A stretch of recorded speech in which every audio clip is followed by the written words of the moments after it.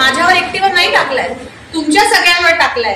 तो विश्वास आपल्याला तडीच न्यायचा आणि आपल्यासारख्या युवकांना जी संधी दिली. कुठला पक्ष युवकांना संधी देतो? मी युवा काँग्रेसची कार्यकर्ती आहे. मी 16 वर्ष संघटनेसाठी काम केलं आणि आजही त्या मुद्द्यावर मला पक्ष सोडायला लागला की एवढं वर्ष काम करूनही जर न्याय मला मिळत नसेल तर मी काय केलं पाहिजे.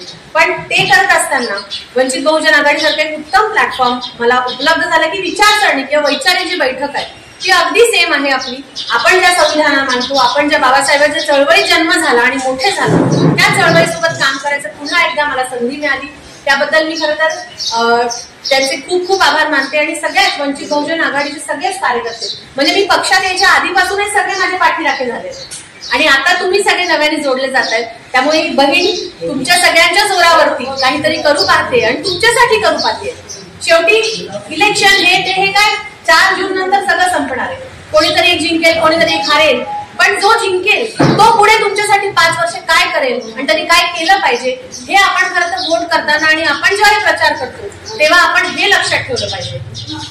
खूप लोक इलेक्शन मध्ये उभे असतात, त्यांची विचारसरणी काय, ते काम काय करतात, काय केलं ह्याची चर्चा होत असते. आज आपल्या मतदारसंघामध्ये जर आपण बघितलं तर चर्चा कसली आहे? आपल्या विकासाच्या मुद्द्यावर. आता नेवासा तालुका झाला, नेवासा तालुक्याच्या युवकांना हाताला काम मिळावं. आज इथे बसलेले 90%